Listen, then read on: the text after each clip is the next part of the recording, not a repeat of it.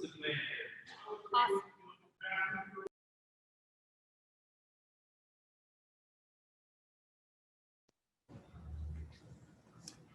You're live.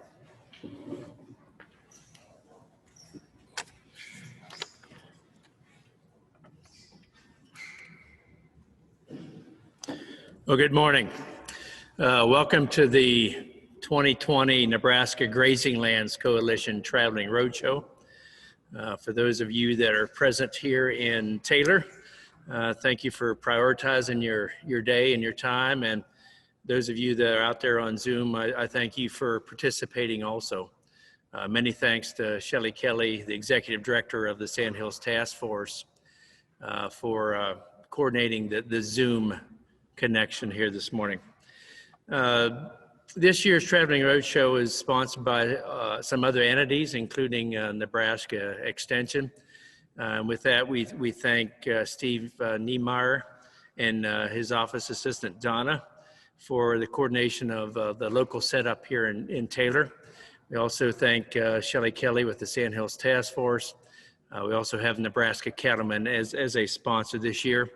And the funding for this program is being provided by a grant through the Nebraska Environmental Trust. So we thank Mark Broman and the NET for that funding.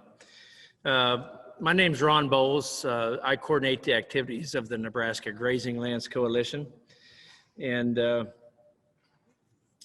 we call this the Traveling Roadshow because we are going to appear at excuse me, 4 locations across Nebraska. We were in Bloomfield yesterday. Of course, today we're in Taylor. Tomorrow we're going to skip because of Veterans Day.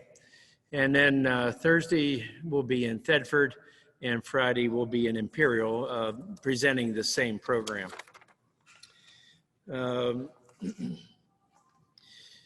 Those of you that are on site, you have an agenda in front of you. We're going to split up the day somewhat. We'll have our featured speaker present for an hour or so, and then break out for some discussion.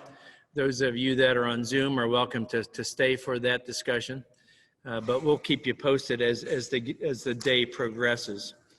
Do we have any veterans in the room here today? Any veterans in the room today? Well, if we have some veterans out there listening on Zoom, we applaud you. We thank you for your service. And in observance of Veterans Day tomorrow, if you happen to know a veteran, make sure that you thank them for their service.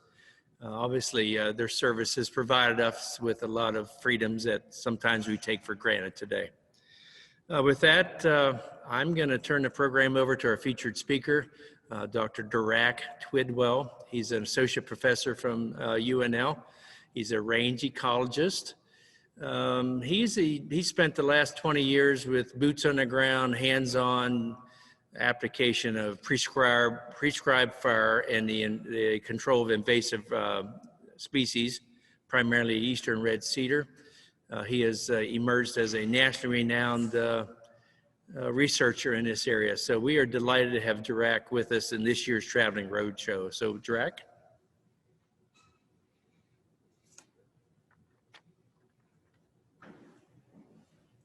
Great, thanks. You might want to mute that one, Sean.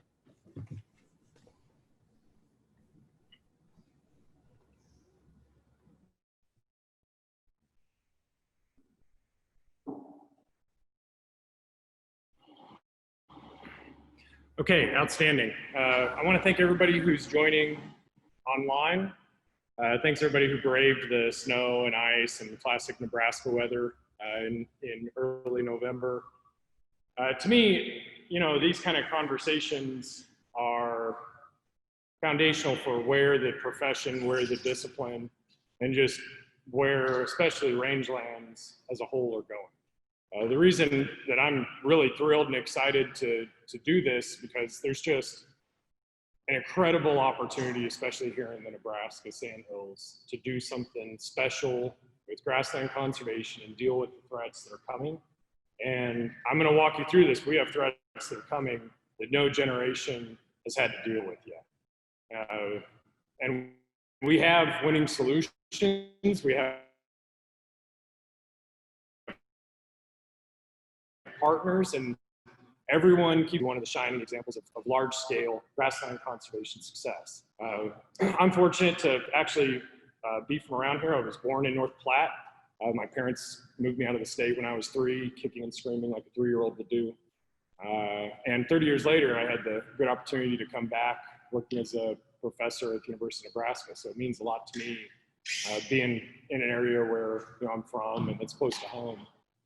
I've also, I think, been really fortunate. I'm one of probably the few professors, you never know where you're going to end up, but I did my master's training at Oklahoma State University, my PhD at Texas A&M. I have active research in Kansas, Oklahoma, Texas, Nebraska, and we're starting stuff in South Dakota. We're also working nationally with the USDA, NRCS, with the state here in Nebraska Game and Parks, Nebraska Environmental Trust, Pheasants Forever, all these different partners groups. But I think the thing I'm most proud of is we've kind of created a private land science. And what I mean by that is we work hand in hand with producer groups to actually show how can we solve certain problems at larger scales. And I've never learned more than by actually actively learning with producers and producer groups. So I'm gonna walk you through really what we've learned, especially by working with all the partners. And I should say there's a lot of this stuff that's not just mine. I'm kind of putting the puzzle pieces together and telling the story. And then what I'm gonna do is go from this morning, I'm gonna hit on economic impacts. For the first time, we're able in Rangelands to talk about the economic impacts of woody encroachment. We haven't had it before. We've had lots of other data and information, but never the economic side of it. So we've been working hard to get it. We're gonna talk about, as we go forward in that, how to actually use some of this information, the technology that we now have available over the next year and that's freely available. We're gonna demo that, actually show how we can track outcomes and start to talk about how we can game plan much more effectively and efficiently. This afternoon, we'll hear from Nebraska Grazing Lands coordinators. We'll hear from landowners. I wanna make sure we get that kind of Q&A or brainstorming or discussion going. But at the end of the day, we're gonna also talk about new principles for managing woody encroachment and where the science gave our old guidelines, what was it that we missed? And what was it that's causing us not to be as successful as we wanna be? So I'm pretty excited about that. This is the first time I've been able to put all this together and plant this seed of, I think, what's possible. So let me start running into this. So I like to kind of start with the big picture. As part of a national science team with USDA and NRCS, this is something where we've been able to take new monitoring data and we can see how different threats are playing out. So for all of you listening, I'm gonna walk through this here on the board with a pointer, but you can see here in the upper left, this is annual grasses and forbs. Everywhere blue on this map, I'm gonna highlight it a little bit for those of you in the room, so it's hard to see, that all this are areas where we have an increasing trend of annuals. Well, of course, in the Intermountain West, we have a cheatgrass problem, right? So you see this regional increase tied to cheatgrass. You jump over here, everywhere red is where we have significant decreasing trend in that functional group. So everywhere red on this map is decreasing perennial grasses and forbs. The Great Plains pops, right? Especially the central to eastern Great Plains. And look over here at trees. The whole map is blue. When we add all this up, we have 120 million acres of land that are showing significantly increasing trend towards trees. We have a tree problem in our rangelands. Our approach to managing woody plants is failing. We have to rethink how we try and sustain rangelands nationally in the face of woody encroachment. Scientists have said for decades, this is the biggest challenge for the rangeland profession, nationally. And we're seeing that now with monitoring data. Yeah, we have a huge woody plant issue. 120 million acres are increasing, more than double any other functional group. So we better manage bare ground, right? Look at the red. It's also the least amount of land that shows a decreasing trend. So nationally, more areas are being lost to trees than any other functional group, and less areas declining. By far more than any other general functional group. And this is kind of the ABCs of range. For 100 years, we've been monitoring cover. We just haven't had this glimpse. And we can see every baseball diamond of rangeland all across the West. So it doesn't matter if you're in Oregon or you're in Utah or you're in Texas or Nebraska, it's a different species. We've communicated this like, I have a mesquite problem or I have an Eastern Red Cedar issue. It's just a different species that's increasing across our national rangelands. So I think this is something that connects wildlife, the beef industry, because these things take land out of ag production. So I don't make this conclusion lightly. Woody encroachment's a national rangeland problem in rangelands. The good news is that we still have some of the most intact rangelands, so there's time to act as well, but the clock's ticking. So if you look at this, everywhere red here, this is kind of an aggregate where we broke it down to show everywhere red is basically a 500 meter by 500 meter area that has greater than 5% cover.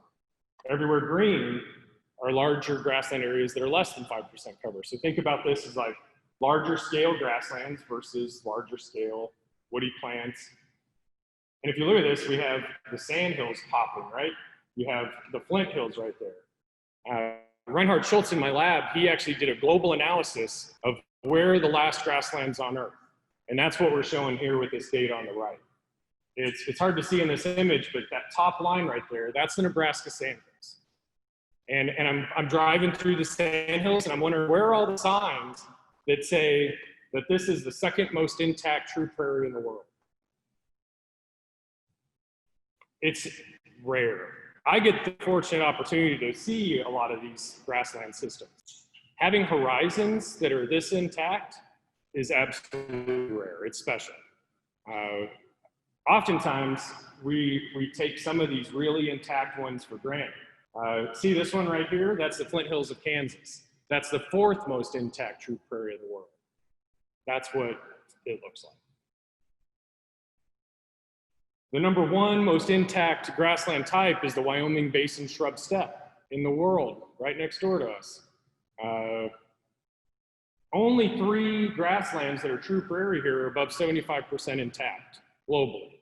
The Manchurian-Mongolian grasslands is one, a huge, iconic, internationally known area. The Serengeti volcanic grasslands is one, right? Some of the massive, iconic wildebeest migrations and that thing's still going on there. And the Nebraska Sandhills. We should be communicating this as one of the world's rarest treasured ecosystems. So I want to paint this picture like this is how rare this place is as we walk through it. The Great Plains still has some of those big ecosystems remaining. But you can also see, look at all this area that used to be part of the Great Plains ecosystem. We've lost a lot of big grasslands. The reason I can show you this stuff is because really a few years ago, a friend and colleague of mine, Brady Allred, we actually overlapped at Oklahoma State for a bit, and he's now at the University of Montana. Him and Matt Jones, and they really worked hard to create the Rangeland Analysis Platform. And the best way I can describe this to you is it's like monitoring the weather, finally, for range. For free, every year we can see annuals, perennials, trees, shrubs, bare ground, litter, every year. And it gives a percent cover value for every baseball diamond, every 30 meter by 30 meter pixel, all across Western rangelands. And they'll do that every year going forward for free. They now actually just started to release biomass that's accumulated every year, and they now have it down to 16-day updates. So you can track biomass of perennial, annuals, and total herbaceous every 16 days. We can track weather in rangelands. Think about the Army it would have taken with all the graduate students or NRCS staff or partners to do that in the field, right? That's how we used to do monitoring in range. We'd go out there with tape measures or transects with little plots. It's impossible to do this. This platform gives us the opportunity to start to see the bigger picture, understand what's coming, and adapt accordingly. So I'm actually going to walk through some live demo of this. Dylan will come up and look at later today how we can use this to actually track outcomes instead of just bragging about how much dollars we spend or how many projects we do. We can track outcomes, and we need to see if we're having the benefits that we want in rangelands and that we're sustaining them. But the big picture here is this message. Our most productive biome for livestock in North America is collapsing. And I want everybody to wrap their heads around this when I show the data, right? Like biology, we talk about levels of biological organization. There's the biosphere, right? The planet Earth. And below that are biomes, right? You were in the class, you remember. Below that's a biome. Imagine if the world shrunk. It would kind of change how we do business on the planet. Biomes have been conserved since the last ice age. If they shrink, it changes how we manage and what we get out of the ecosystem. We work really well when these stay stable. So understanding large-scale collapse is some of the biggest things that we're doing in the science right now. I really like this graphic. South Dakota, Texas, North Dakota, Oklahoma, Nebraska, Kansas, you know, this region. Average net primary productivity and range is highest, of course, in the Great Plains. There's a reason we have very little public land here, right? We grow a lot of biomass, and I'm going to get into this. This is a productive biome. This is what it looked like in 2000. This is the boundary of the Rocky Mountains. This is the eastern boundary of the Great Plains, where this is where blue shows where grasslands are winning. The red shows where woodie's winning, and the yellow is basically a complete war zone between grasses and trees. So I'm highlighting the general boundary. If you look here, that's the Black Hills. There's Halsey National Forest right in the middle. Everywhere that's red looks more like Halsey than it does like grassland. So just watch this play out from 2000 to 2018. So I'll do this again. Our biome is rapidly moving. So this provides a very strong early warning signal, because if you go from woody plant issues, but you're in a grassland biome, that's different than if you go to a woody biome, because the woody presence and issues are everywhere. You start feeling the squeeze of a system that wants to be woody because of that pressure. And I'll walk through some of that examples with data, but this is the biome boundary. We're literally on the edge of a biome. And you all see it and feel it. All I have to do is go southeast to Calamus. That's the leading edge of our biome today. Look at where that leading edge was back in 2000. It's now come to Burwell. And that sucker is going to keep moving throughout Nebraska. And its leading front of it is actually starting to emerge in South Dakota. This isn't any news. In the 80s and 90s, Dr. Dave Engel at Oklahoma State was talking all the time about woody encroachment and threats in Oklahoma, saying we're behind. So I come here 2 decades later. We have a woody encroachment issue, right, throughout the central and starting to be northern Great Plains. The bigger issue is coming. Are we prepared to adapt at large scales? Because the woody plant biome is coming. Look at the Flint Hills. The Flint Hills looks more like a paleo relic, like the Black Hills now. They burn 2 million acres a year, and landowners there will tell you their costs of management are now go up because of the woody pressure that's now around them in multiple areas.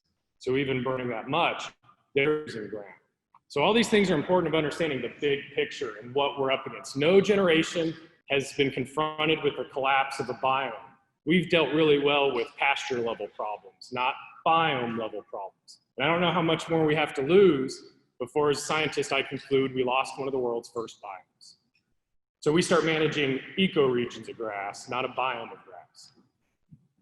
All right, how have we tried to manage this? And I'm gonna get into the economics now on this and just show different examples and different logic tied to it. We spent $25 million annually in brush management. This is with the NRCS conservation expenditures. This is actually a SEEP report they have. And where did we spend that money? We spend the money after there's a resource concern, after there was high density woody plants traditionally, so we chase it. We spend that money in the red, right? $177 million was spent in the last farm bill. The majority of that in the Southern Great Plains, we tend to spend that money in the red because that's where we had a degraded resource concern. So our technical guidance from the science, of course, was, ooh, we have this problem that's taking land out of ag production. Let's now kill those trees and try and restore it. So we waited and waited and waited. This plan of spending money at large scales and chasing transitions once they become a big problem is not working. We spent $177 million and the problem got worse. So what if we started focusing on areas where we could anchor conservation in areas that were more intact? Would that money have gone far? And so that's just one example. Huge amounts of expenditures that have been put into this, and the problem's getting worse. Of course, this just goes into some of it why, like we've waited until higher level covers tend to get to this. These are different producer values that they've told me. Of course, you can put your own value to it, but instead of managing it here with cheaper options, we waited until it became a bigger concern, and that's when we tried to move it back down the curve. When you do this, you have a lower scale of impact, right? And it's more costly.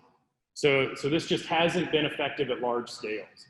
It's just a highly reactive approach. We want to prevent large scale change like this. We don't want to chase our tails and try and react to it.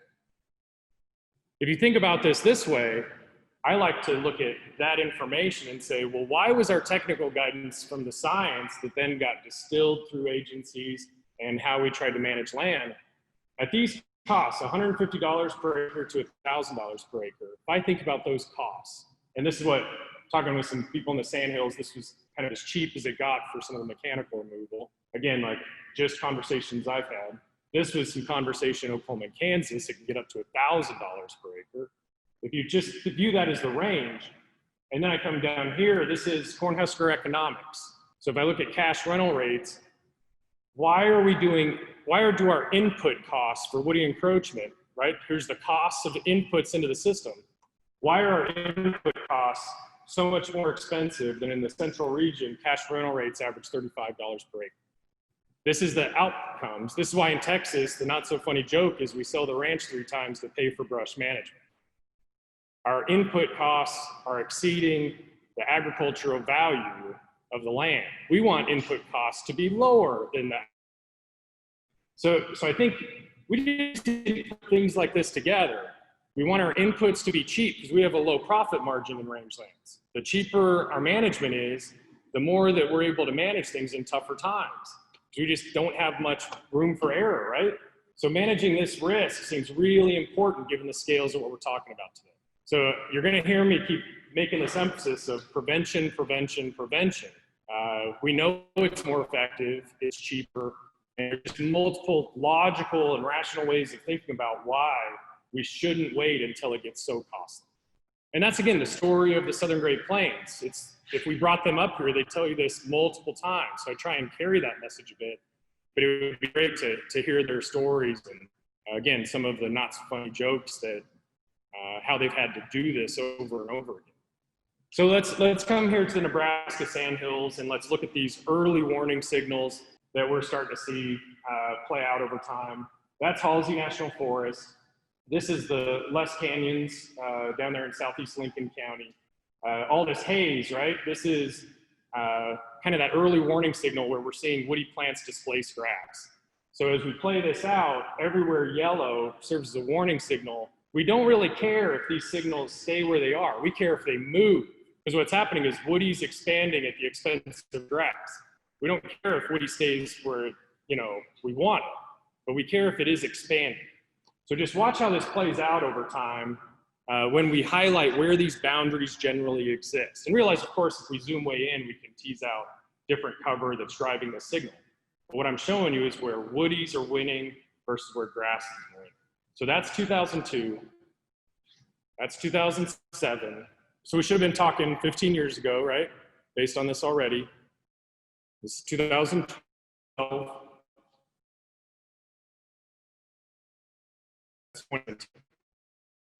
So the point is that regionally, woodies are winning more here, grasses are winning more here. And I have driven every road I can think of to actually look at these signals, and there is a lot of spread in the view, right? It's diffuse spread, meaning really sparse spread. But as I go this way, these signals, they're absolutely a lot of encroachment happening. And what it does, right, is it's removing grass over time underneath those trees. And all we have to do is, there's Luke County, all we have to do, right, is go right over here, and you can feel the change as you drive that road. And you all, of course, live it, you see it. The point is how to deal with these kind of signals and challenges going forward. Because what happens over time is if you're swallowed up by the red, we now know those management costs go up. You have to be more intensive in your management. I'll show some examples of that. So usually what we do though is we chase the problem. When I was looking initially at just where we generally put our conservation expenditures, we wait until the red happens, and that's where we put our money. And we just haven't had a strategic game plan. So the point is, we kind of poke holes, creating like Swiss cheese. We haven't actually thought of how to scale up efforts and create a really important game plan. It's kind of kill a tree, right? And then we wait, and then it comes back and we kill trees again. That's not really a holistic game plan for rangelands. We need to get to that point. The reason this is so important is because this is just a fundamental failure of how we've trained people in rangelands. It assumes that this old range condition model, the system's moving in a place we don't want, we can wait and retrogressively push that system back where we want it. That's not how these things work. You can't retroactively change an alternative state like grasslands going to woody by just changing your management and thinking it's just as easy to get it back. It takes a lot more management to get back what you lost than if we prevented it in the first place. So not waiting here, if we're gonna work in these areas, how to actually reduce our risk and build resilience in these areas so that we're actually not so vulnerable to all the woody pressure all around us. And how over here, how to really keep these systems intact, because the sooner we act right, the healthier the systems are. We're gonna really walk into this, but I like this one example. This is as nerdy of a science example as I'll give for today. I always ask the groups to give me just one, but this is how we've always communicated and taught people in terms of resilience. But I want you to think of this spatially now. So this represents two states, the grass state, also shown in the blue on the map, and the tree state. And I want you to understand what's happening in the system over time. The size of the basin represents resilience. So the shallower the basin, the easier it is for the system to slip into what you don't want. Of course, in the red areas, we're in a tree state. What do we want to do? We want to move that ball to grass. We want to restore it. So if you think about this, that arrow represents management, energy, or effort. That's how much effort we have to put in when the patches of red are smaller. And to push that ball over this hill and get the system where we want it. But over time, what's happening? The system, we're not able to do enough management to keep pace with it. So the state we don't want, it's actually building resilience because we're basically kind of creating freckles on the map. So this state is building. The resilience of what we don't want is building in the system, requiring more and more management. The management becomes more costly. There's more effort that has to be involved. And so as this happens, think of that arrow as like we need more effort to actually push that ball over the hill. That's time and money for producers and land managers. And if we just keep increasing costs and keep chasing the problem. We will get into why this is a failed approach when we dive into this afternoon, but this is fundamentally what we need to stop doing. We can't just chase a system that is increasingly becoming more, feedback's becoming more impactful to grow woody plants. We have to build resilience of the grassland. So unfortunately, if you look at this, we've ignored the left side of this graph. Even worse, we haven't even thought about how to conserve the grassland area. So in the grasslands, what are we doing? We actually plant trees, prevent fires, right? We do improvement practices in the blue. We do restoration practices in the red. That's the paradigm of range management. We will be publishing papers saying that the paradigm of range management needs to stop being an improvement, then restoration paradigm. We restore what we'd improve. We have to recognize the risks tied to certain things. That doesn't mean that they don't have benefits. It just means that we're increasing risks. So fire actually made trees very hard to establish in grasslands. Globally, where we have fire, we have grass. It's just that simple. That doesn't mean we necessarily need fire to have grassland. It just means that it prevents trees. Of course, we also introduce trees into grasslands, so there's seed sources now everywhere. So notice that over here are improvements. What does that do?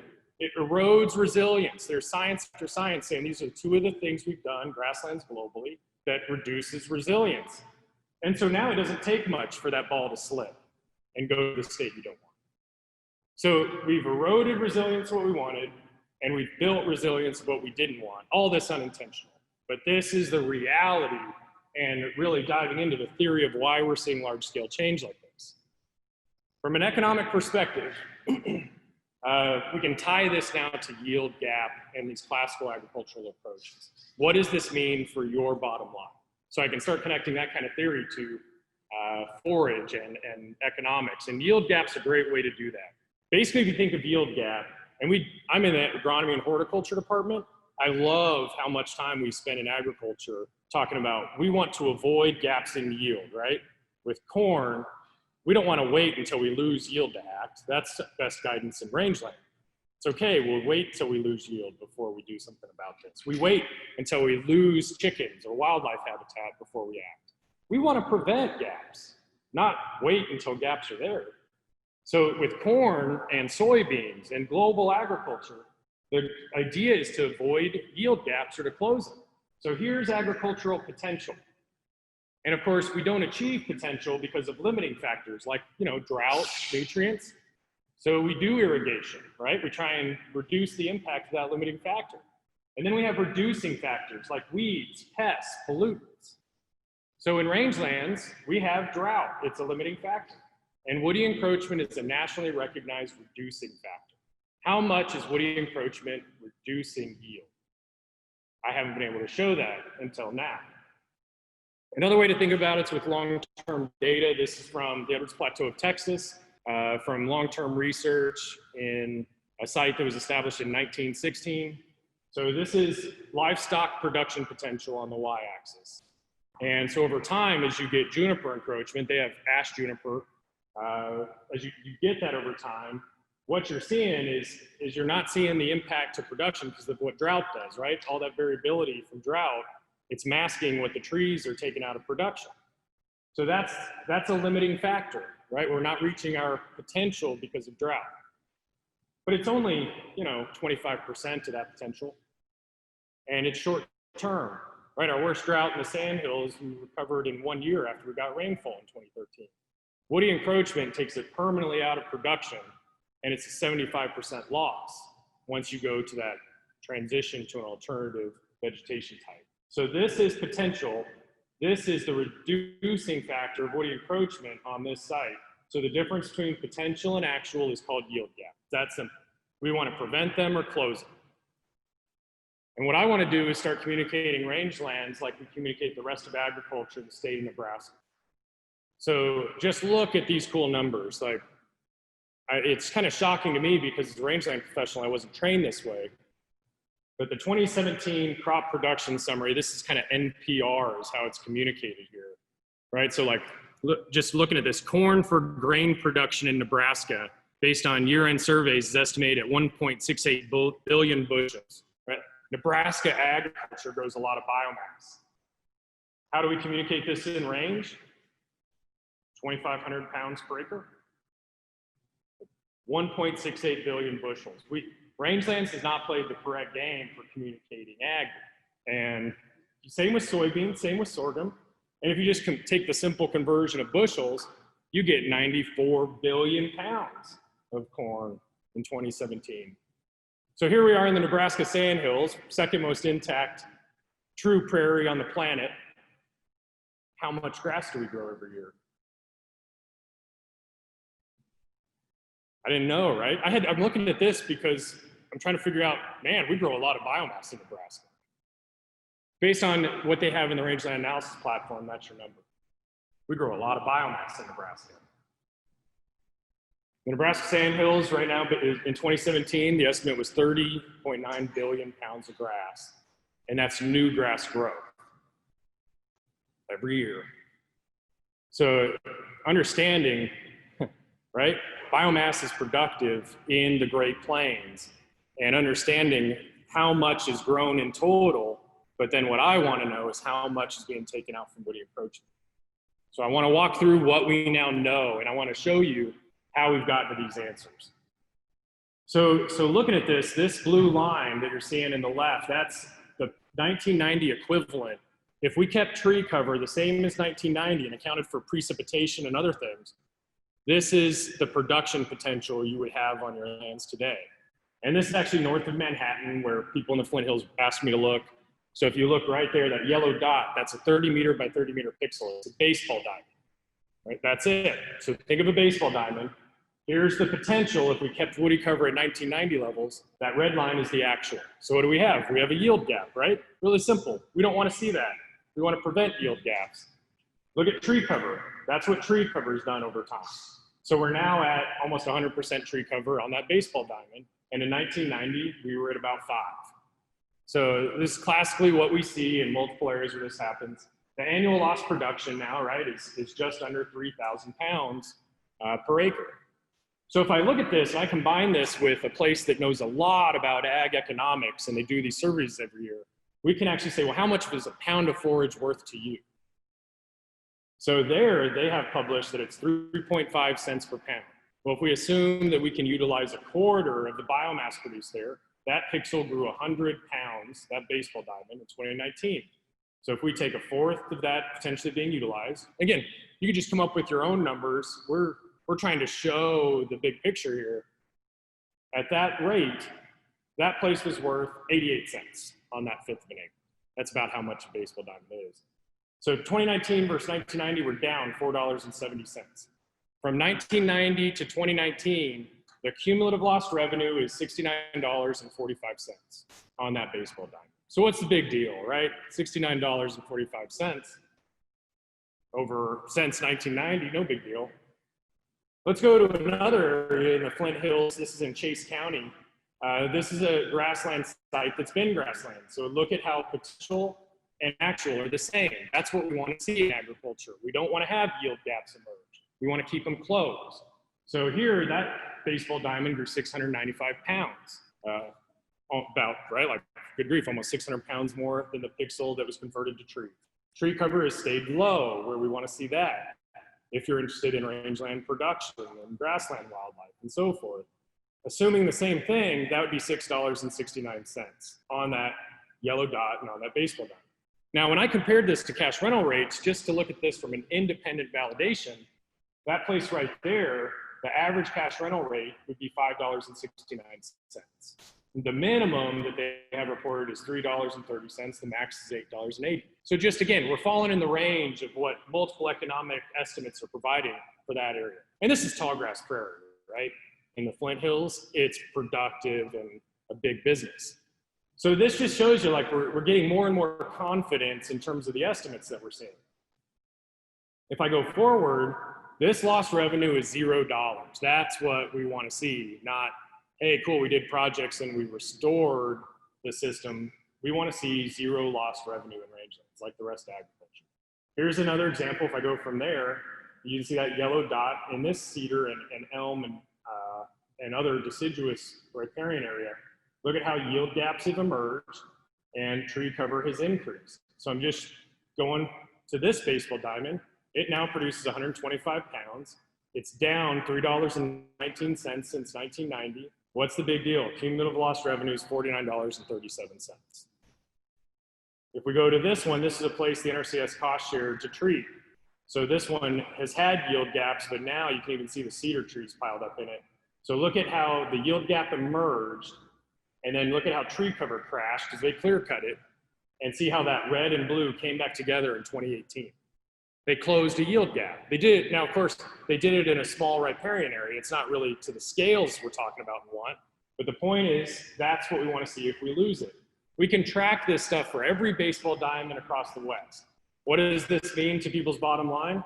Again, we produced 845 pounds. Like Flint Hills ranchers told me, the problem is that what they've lost due to the encroachment in these riparian zones or in the bottomlands, that was the most productive and most valuable range. So this is actually more productive than on the top of the hill. And they're trying to figure out how to get some of that back. Well, here's an example where they did it.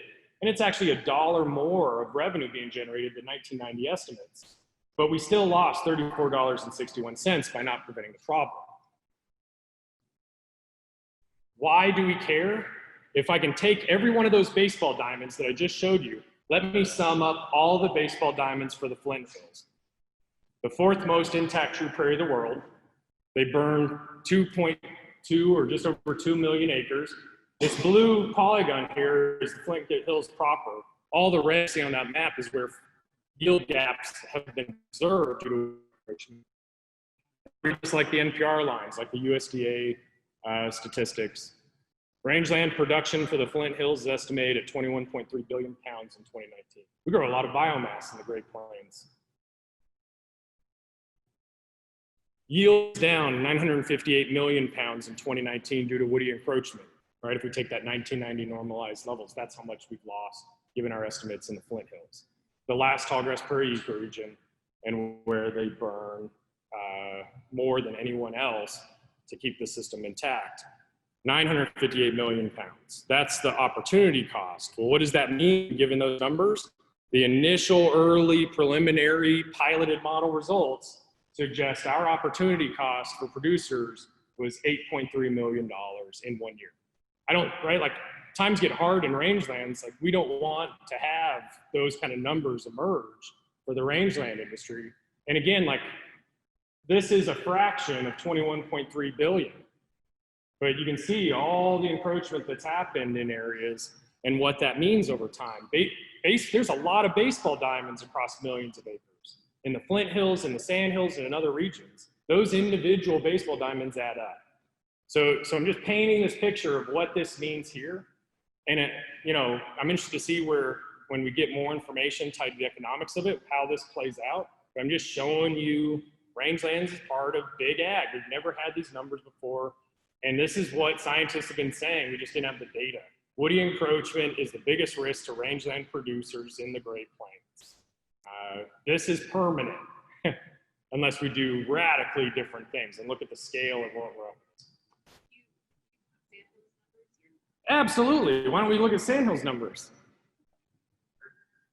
Teeing it up, right?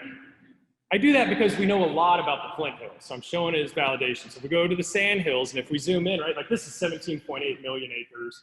So you have to zoom in to see all the pixels in red. Let's go through it. Rangeland production is estimated 33.5 billion pounds in 2019. Yield is down 133 million pounds in 2019 due to woody encroachment. 1 year, and we haven't, our threat, right? Like we are now challenged. We haven't been challenged yet. Flint Hills is now engulfed by the biome. We are now going to be challenged for the first time, right? The biome edge is just next door to us. So we will see how much this starts to play out over time, but we've already started to lose a bunch already. And so the question becomes, how much is a pound of forage worth? And this is just what I ask all over. And when I talked to a person from the Gypsum Hills of Kansas, he had the best line. I said, how much is a pound of forage worth to you? And he goes, it is invaluable to me because I'm managing an endangered commodity type. I was blown away. I was like, thanks for being poetic. But it was just amazing line. This is an endangered commodity type. This is the second most intact prairie in the world. And we've lost, on estimate, 133 million pounds, and the risk is building. We want to figure out how to stop that risk in an ecosystem that's had it this good for so long, and understand how that's playing out. And we can do this across multiple counties going forward. So this is just an example of kind of randomly we threw together. And what I see happening with this is that as we get this rangeland monitoring continue to be built up, we can communicate every county and the trends. So, well, how much grass did Cherry County grow? 5.6 billion pounds. How much did Lincoln County grow? 2.4 billion pounds. What about Garfield? 0.6 in 2019. Agriculture in Nebraska is measured in billions. Corn, soybeans, range. That's part of the point. We grow a lot of biomass annually. When we look at production loss to woody encroachment compared to those normalized 1990 levels, right? You can see it's a fraction of that billion, but that's a lot of biomass. How much is that pound of forage worth? That's where we want to see these kind of discussions go. And understanding, like, that's why, like corn, we don't really like to lose 1% of corn because we lost millions, not just 1%. And of course, this isn't just the economics. I love that quote from the rancher. This is when you lose a system that is a native ecosystem at large scales and it goes to a different vegetation type, you lose multiple aspects of what we take for granted. And these are the story of ranchers to me that we've been putting out. It's not just economics, which I'm glad we get to finally talk about, but it's water. Scientists have connected this to water issues, and we have one of the most productive aquifers in the world.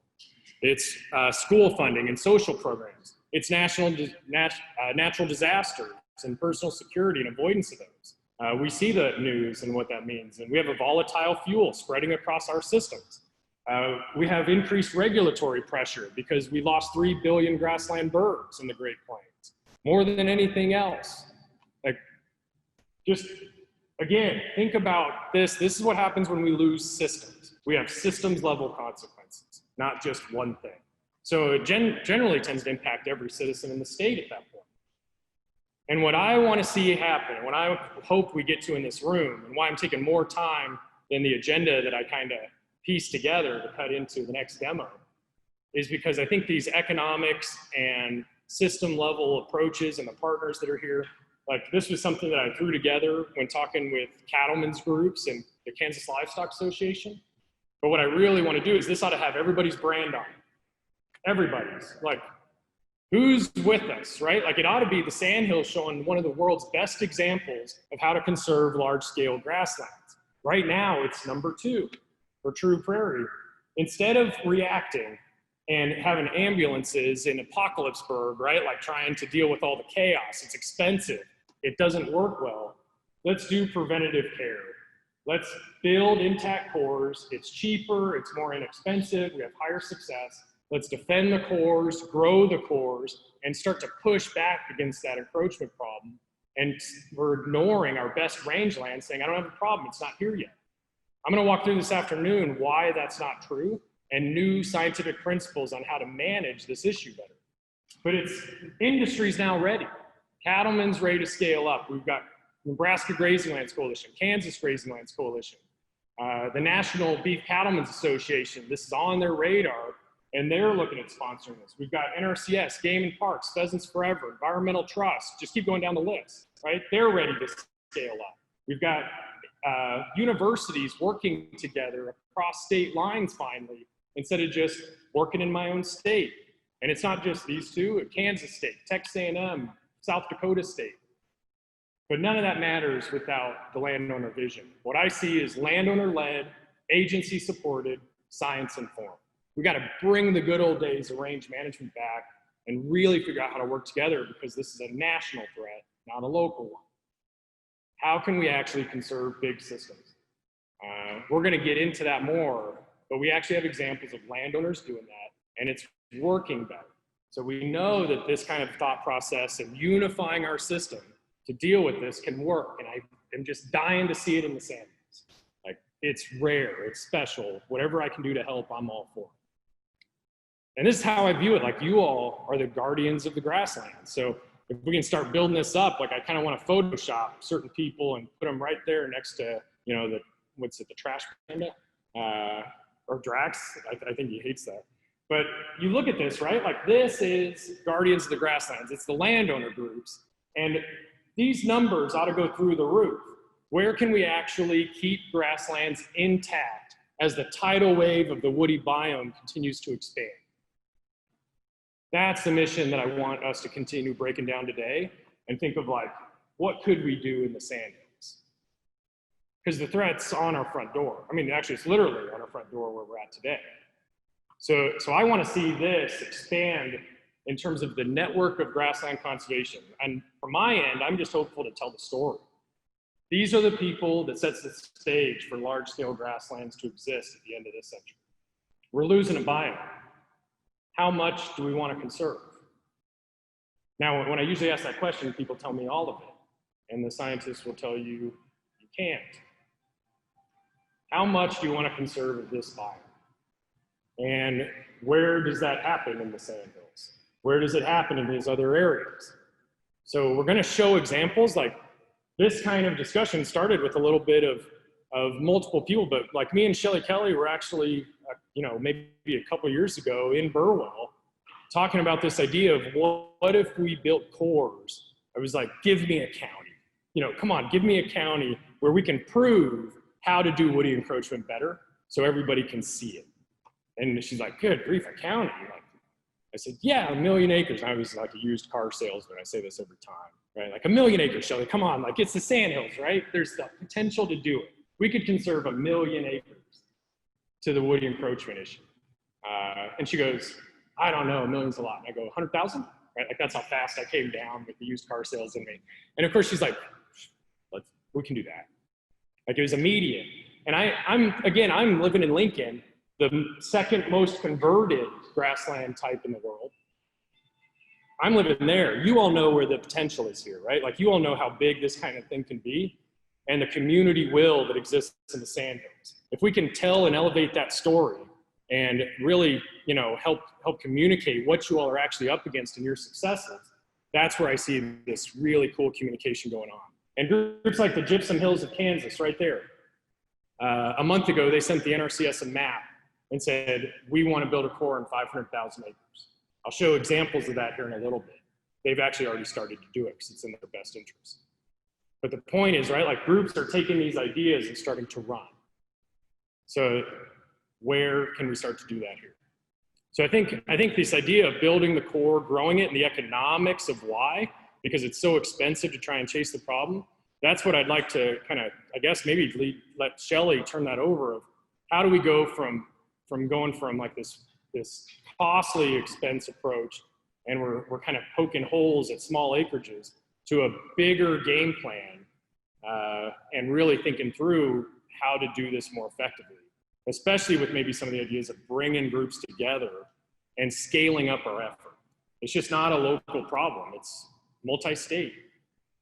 So I think that's what I'd like to take a moment for us to talk about and spend 30 minutes on it, and then we'll do some live demo of the technology, which is kind of cool to see it play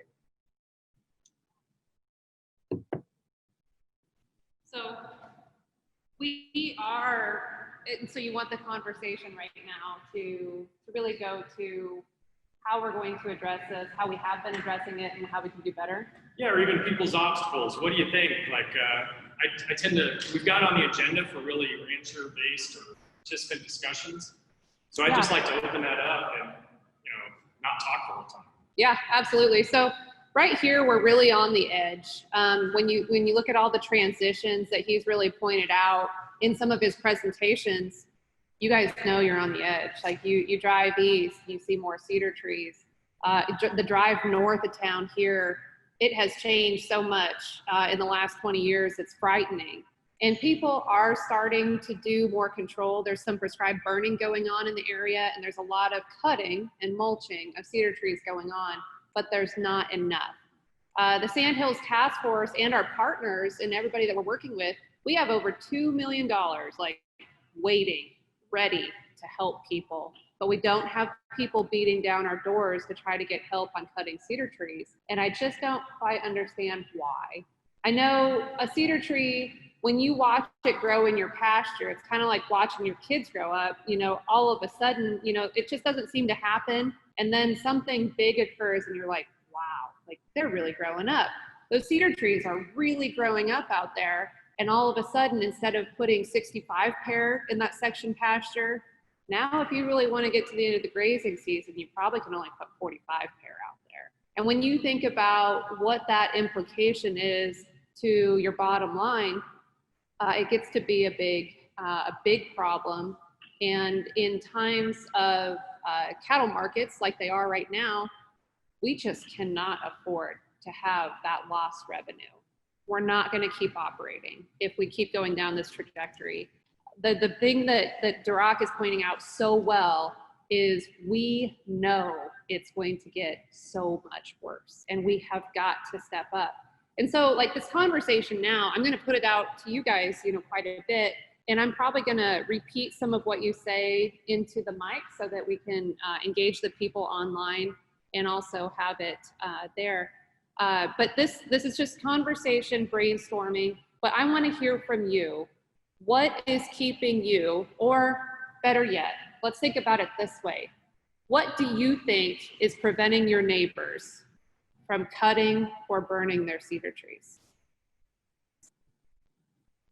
Scared. Scared? Scared of fire? Just how destructive it is, or it getting away, or yeah. It's not enough education. And so that's a big one. We face that a lot. And so we're in the process of getting more professionals in the area and getting more equipment available to folks and more training. And so we're really trying to address it. Do you think we're getting on the right track to try and address some of that fear that people have? Yeah, I think they can see the benefit from the neighbor that did burn, and then they think, well, maybe we could try it, and they're still pretty nervous, but they can see the results. So starting to see the results is really helping. I agree. That's really nice. You know, we do so many risky things when it comes to ranching. You know, gosh, putting in solar wells is kind of risky, because what if you spend that money and it doesn't return? You know, but then when you see other people do it and you see the success, then it becomes it's easier to take that risk. So that's a really good point. Is there anything that you think that we can do to increase the speed at which we make people comfortable?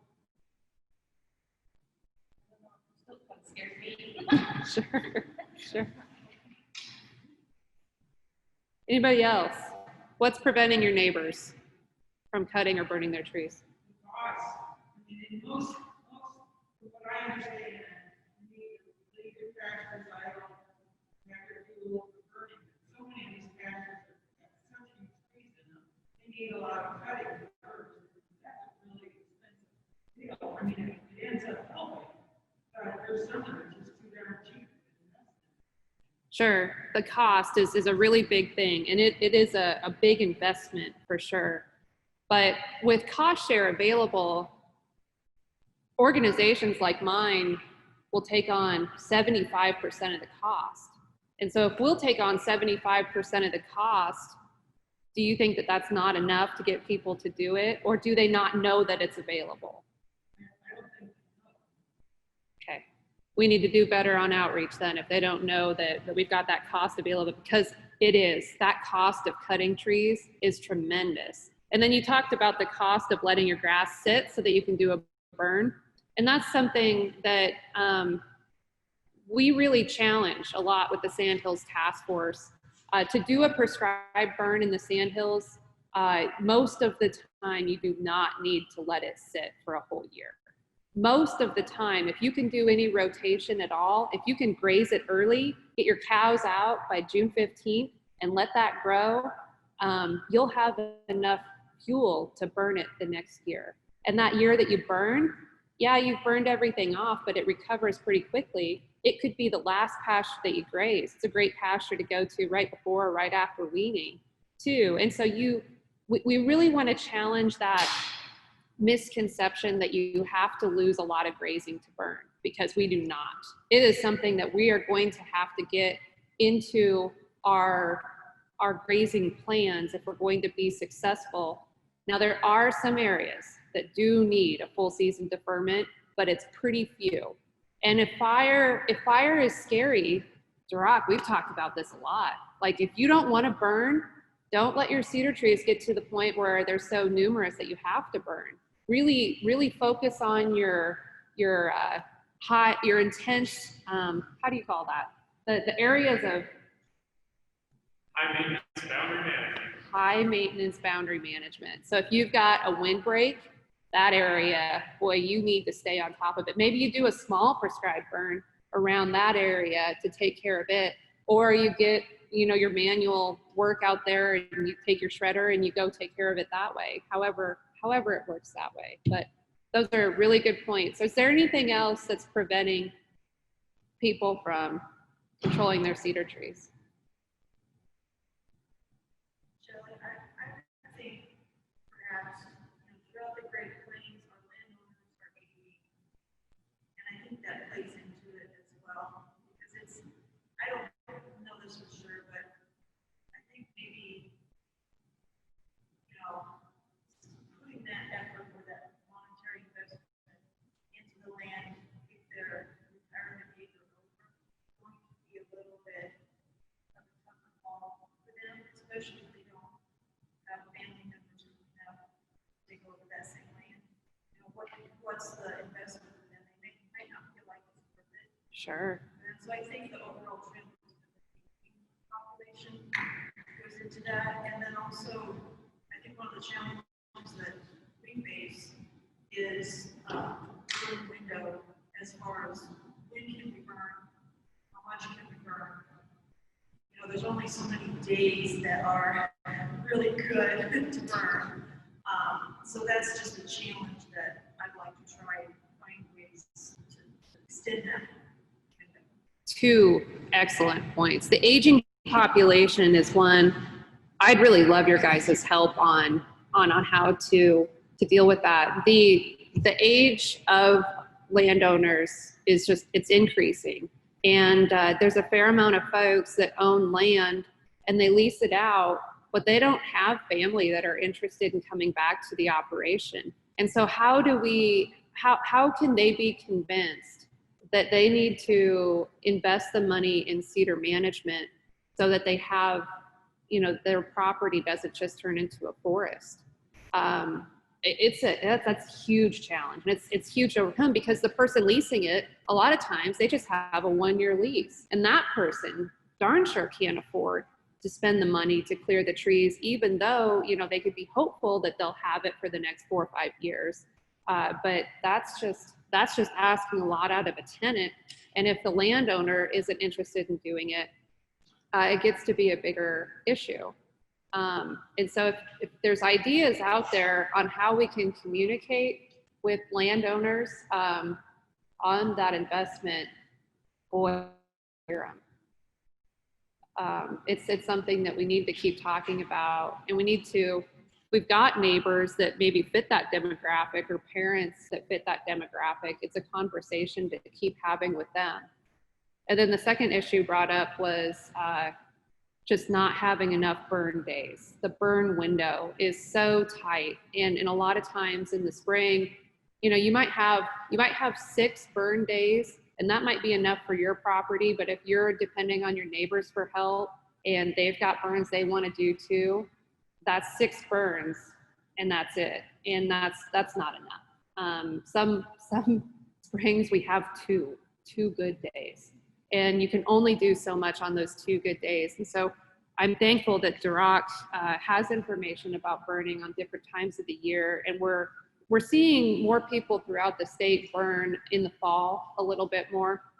And we're learning more about how that impacts our landscape. And if we can get more creative on when we burn and try to figure that all out, that's good. Is this a good time to talk about that? Or do you want to talk about it later? We could do both. I think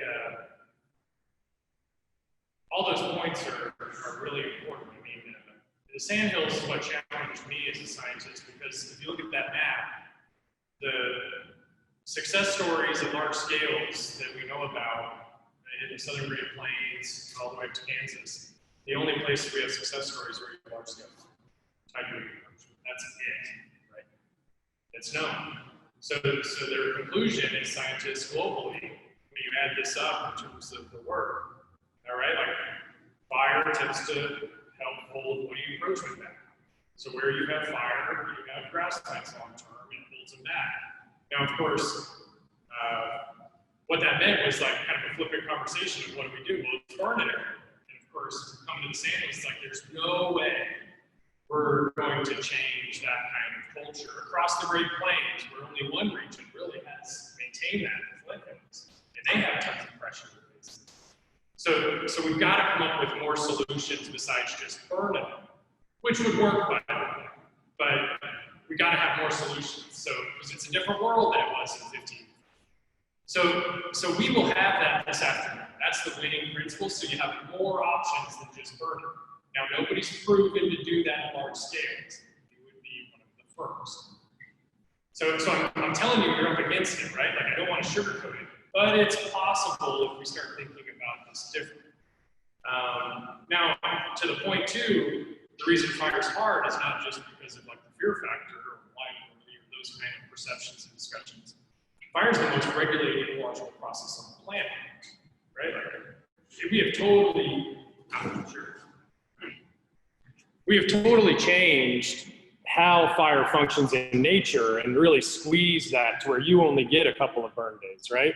And that makes fire less effective in what it can possibly do, but it also limits then applications. And some of that's also self-imposed. So again, looking at this map, when they started going from burning to woody encroachment in the Edwards Plateau of Texas, which is this area the size of the Sandhills there. Well, we started doing some summer fires, right? That was the conversation in the late 90s before I got into the profession. It's like, can we do summer fires? People are trying it out. They think it's going to destroy and kill grass. And then over time, now they do 8 out of 10 fires are targeted in the summer because they're more likely to get conditions that kill woody plants.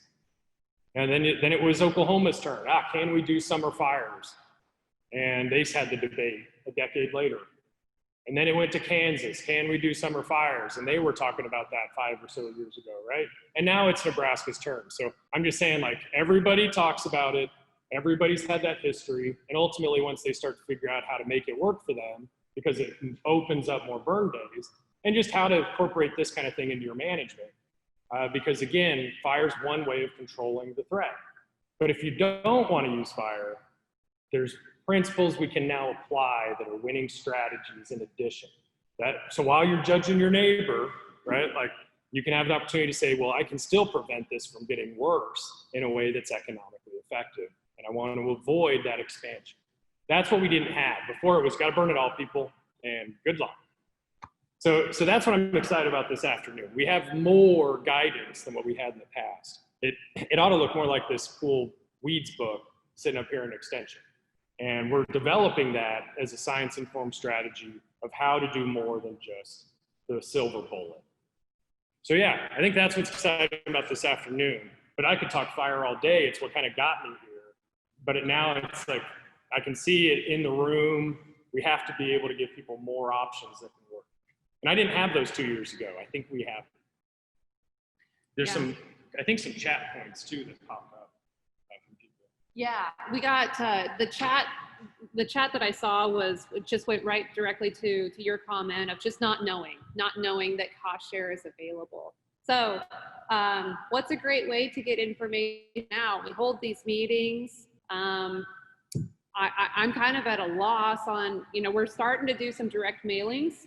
Some of you hopefully got a postcard in the mail about this meeting. It only showed up likely yesterday, but it was a good trial run to see how our mailing system will work. And so we'll do some direct mailings and postcards, but if you get a postcard in the mail, is that something that would make you or your neighbors call? Would you call and ask about what's available to you? If you saw a newspaper article, how can we get information out to folks? Probably need to share ourselves, our experience, to our neighborhood. We've had successes that folks that have coffee with them and say, hey, we had a problem. We did it.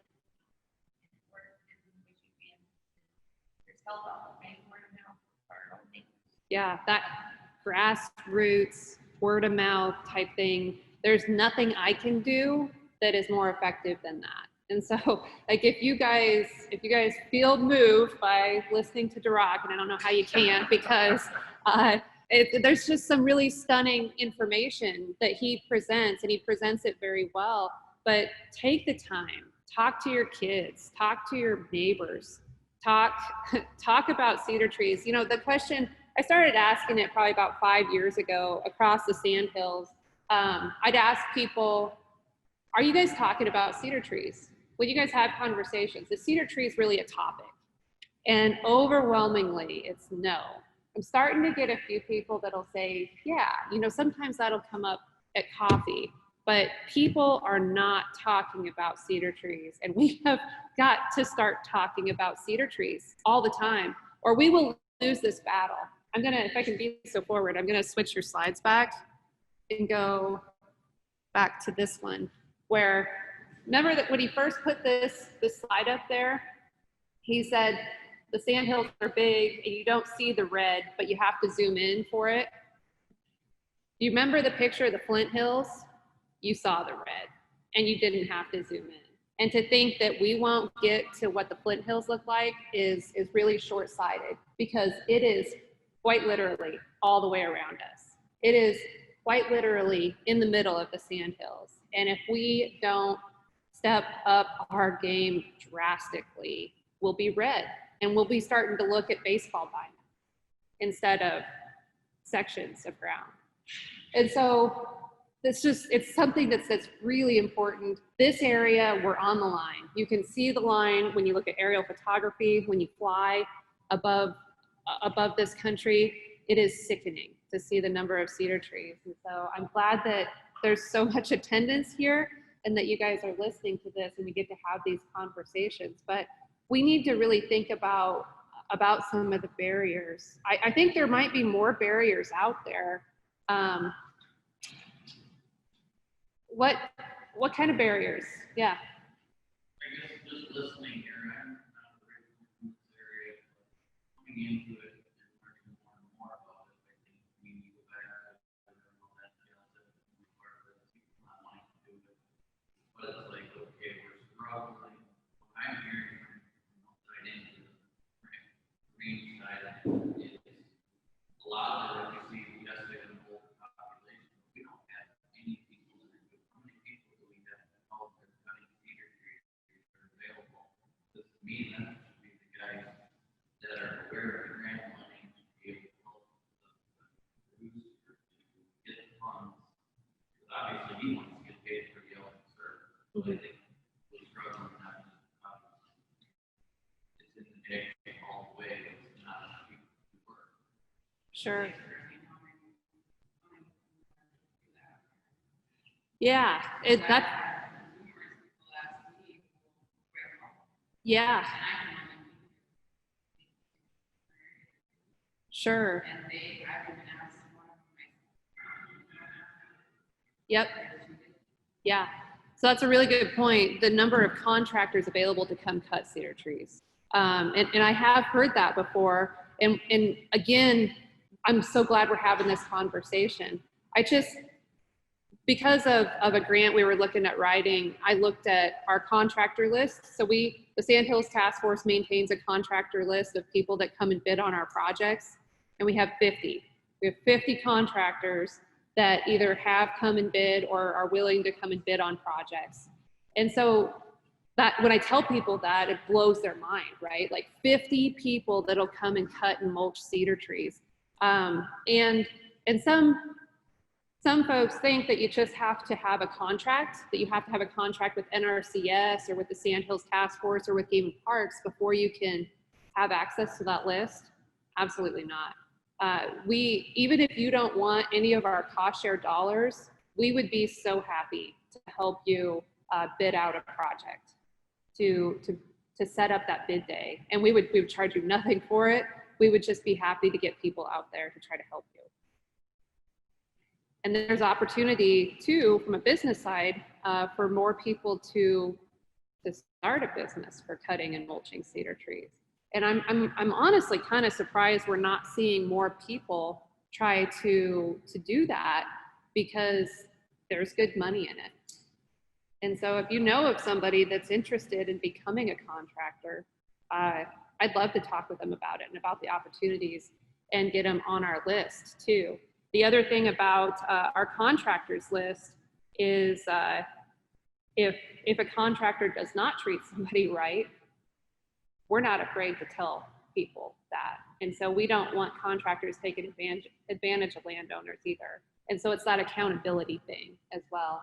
And so the Sandhills Task Force can serve a lot of roles, and that's one important one that I think that purpose that we can serve to you guys, to be able to make sure there's good available contractors out there. But that's a really good point. We need to share that information too. And so instead of just sharing information about cost share opportunities, boy, we need to talk about the people available to do the work on the ground. That's a great point. So if you pose a question, what some of the other obstacles, maybe or somebody mentioned this when I was out in the hallway, but deferring grazing for a year to burn the burn this fuel for next year to talked about that a little bit, but it's a really important one. We talked about there are some areas that need the full year deferment from grazing, but most don't. Most don't. You keep talking about mulching, and I'm not a producer, just a landowner. And my sisters and I own a place where we paid, thousands of dollars to get a small pasture clear. And now we have huge piles of cedar trees laying there. And we can't, what do we do with them now? Sure. The question was, if you cut cedar trees and have piles, what do you do with the piles? And this wonderful snow that we have outside is going to provide an opportunity potentially tomorrow, depending on the winds and the weather, but burning those piles up when there's good moisture in the ground is the best way to get rid of them. The cedar piles do need to be burnt up. If they're left out there, they're going to be there for a very, very, very, very, very long time. And so burning those piles is something really important to do. But you want to talk with some people about how to do it safely, because of all the escaped fires that we have in Nebraska, the majority of them come from burning tree piles. The other thing that you can do is you can plan a prescribed burn and burn the whole pasture in a couple of years, and it will consume those tree piles as well. And when you turn the ground black around it, when you burn the ground around it, when those tree piles burn, your risk of escape is drastically less. The cedar seed, which I think Dirac's doing research on this because the research on it is really dated, but the research available shows that the viability of a cedar seed is mostly just 1 year. If you take all those cedar tree seeds and you plant them, the viability, they'll come back in a year. But after 2 years, hardly any of them sprout, but just a few will. And after 3 years, there's almost nothing. Is there updated research to challenge that information?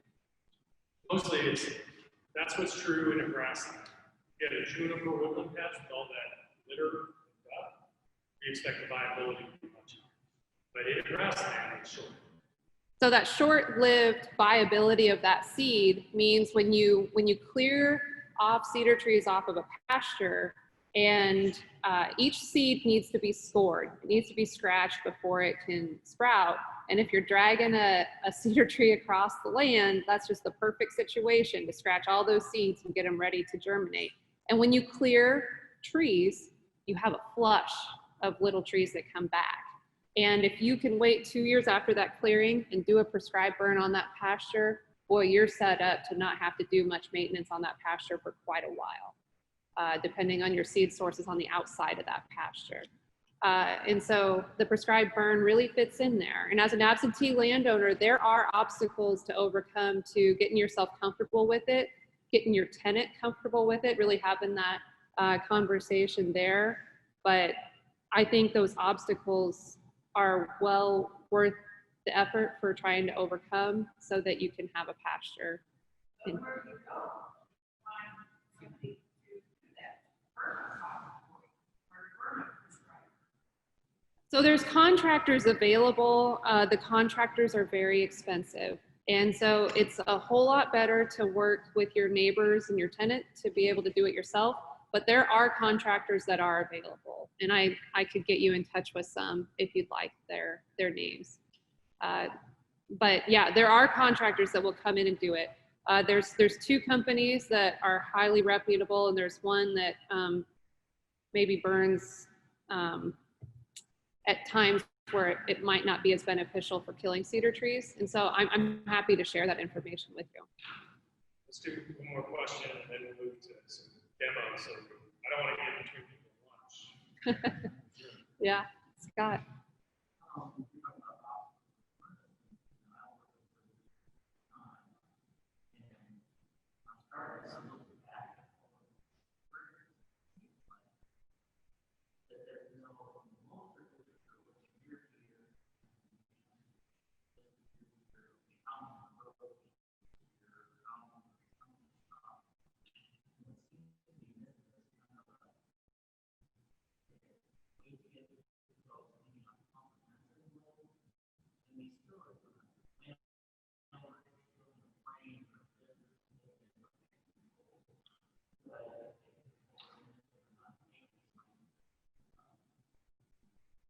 need like 10 different ideas in on prepping. This is just I have to learn over here.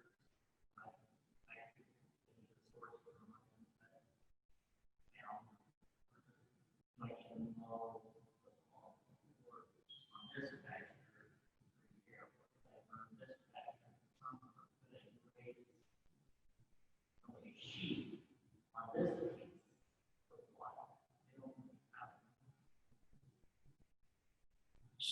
Way to get there. Sure. That's a really good point. What Scott said is so many people operate and they just make their plan on an annual basis. And the trick is to get people to take the long view, to really look at the long-term effects of this and make long-term plans. Because if you're gonna, even a cutting project, a cutting or a burning project, you should be planning years in advance. And so you could start saving money to be able to do some of those treatments in the next few years. And that's just, it's a really good point. It's something that's not gonna go away unless we have a massive wildfire. The cedar issue is not gonna go away. And we're gonna need to keep working at it and building it into our plan.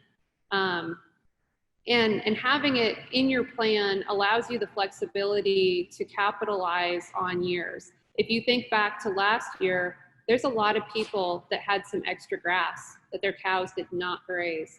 And you couldn't find the cattle in that short turnaround to be able to utilize it. But if you grazed most of your pastures at the normal rate and you saved one of those pastures that you didn't have to use because of the extra grass growth, boy, you're set up to do a prescribed burn just like that.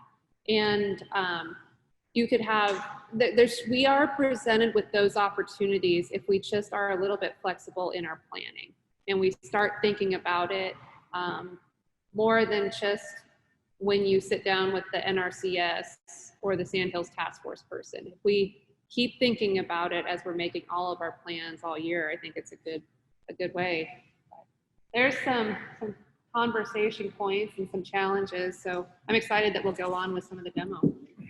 Thank you. So I really like all the conversations and comments, and what I'm hopeful for, as we go forward through this, and that last comment's an example. Talking with a mentor of mine, Sam Fullendorf down Oklahoma State, he said, working through our history of the rangeland profession, people say, we have holistic rangeland management. He's like, we do not. We have holistic grazing management, not holistic rangeland management. A holistic management plan in rangelands would consider the big picture of threats like woody encroachment all across the world. And we haven't done that the way we have with grazing. So we should learn from what's worked with what people have done in terms of planning with grazing and say, wait a minute, we're missing pieces of this puzzle. So Scott, I think that really connected with conversation I've been having with some other rangeland professors saying like, we've got to step back and address that weakness in our game plan. And that's what we'll start getting to this afternoon for the first time. Let's actually introduce things that start to put that game plan into place. And that's that, winning strategies and new principles for it. But I also want people to think about like, take some of these ideas and maybe the challenge home, like how can we scale up what we're doing in the Sandhills and better manage and better conserve large areas of the system? Like it depends on the ideas generated from rooms like this. To me, it's the greatest opportunity, and we're seeing groups start to step up, landowner driven, to figure out how to, conserve what they want as a community and band together to make this easier, including things like capacity and age problems. Like a community is able to deal with that better than just any one individual. So I just want to again, think about that, resonate on it, but I think landowners have just great ideas on how that's possible. And hopefully I can tell some of the stories of what different groups are trying and how it's working. So let me actually do some of this live demo because we're connected to the internet here. So you could Google Rangelands Analysis Platform or just rangelands.app. Again, this is like monitoring the weather of rangelands. We've never had it before. So you go to this platform and you'll see this screen. It has a launch app, but it has a whole bunch of fact sheets. There's a fact sheet in the back of here, user guides for, different agencies that have potential to now track what people are doing. But it's also something that, they've actually tested this with users like landowners in different areas of the West. So what I want to do, if I can correctly get this screen where I want it, but the projection kind of blows it up. But this is like, usually it's not so crazy of a view. This is vegetation. And so right now we have cover, again, like the DNA of rangelands. So you can click this and you can see perennial cover. Of course, again, the Great Plains, right? The most productive area of rangelands, and we have a lot of perennial cover. But this is all those baseball diamonds of the West. And you can see the Sandhills pop, right? Flint Hills, Gypsum Hills, et cetera. And that's 2019. You can go back in any year just to make the example. So just because of some of the conversations today, we can see what tree cover looks like in 2019. And I can zoom in a bit to anywhere we want to look. And we can, just for fun, go back and see what it looked like in 1990. So that's tree cover. And I can zoom into an area where we might be meeting. And you can do this on your pasture. You can summarize data for an ecoregion. And you can see what the Burwell area looked like back in 1990 and Taylor looked like, right? And we can jump forward to today.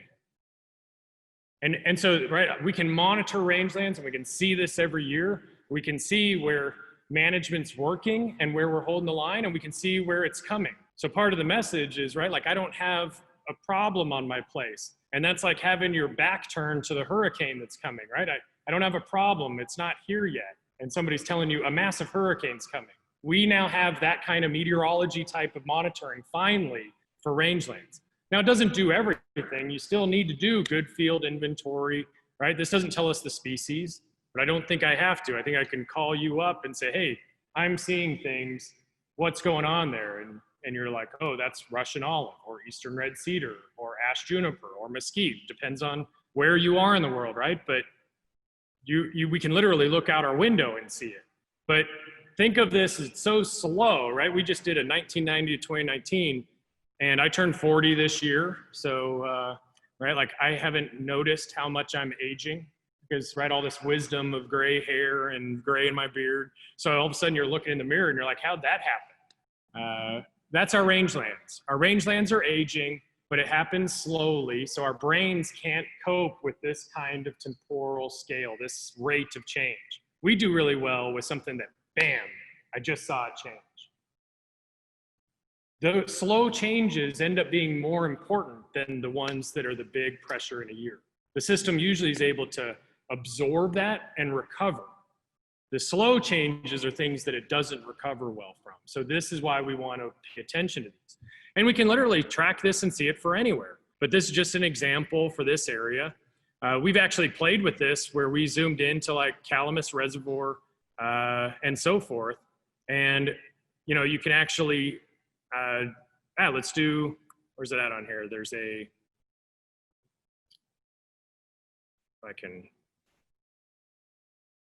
maybe that'll do it for me. There's actually a button here, but I can't get it done on the shared with Zoom screen. So there's a button on this where you can draw a polygon and it'll give you the trends. So maybe I can minimize this a little. But if you do that in areas, you can actually see trends on a site every year. So the idea, right, we can actually see tree cover increase, and then you can see where management happened in a portion of like the state lands that's right near us here in Calamus. And you can also click this off. Let's go to satellite imagery, just so you can see it and so forth. And you can actually, again, we can see the woody plants, where they're at. We can actually see where people have removed them, and you can track that over time. And so you start being able to create that game plan because we can see more information now. Whereas before we couldn't really sense it, we couldn't monitor it, we couldn't see it this well. We can also see where clearing happens, but at insufficient scales, so it ends up coming right back really quickly. we can see where we have a more lasting effect, right? Like not all treatments are created equal. So we tend to have like really silver bullets with how we do treatments or practices and recommendations. They're not all created equal, and we can monitor and show that now of why one thing worked better given a certain context than another. So really exciting stuff. This is just revolutionary for rangelands, being able to monitor any functional group. And just to show the example, if we talk about a different threat, like invasive, exotic, or non-native annual grasses, right? We can go up here, zoom out a little bit more, there we go. So this is cheatgrass zone, right? You can see all the annuals and how they've changed. That's one of the biggest threats for the West, driving really big changes in working lands, plus wildfire and loss of habitat for wildlife. And there's 1990.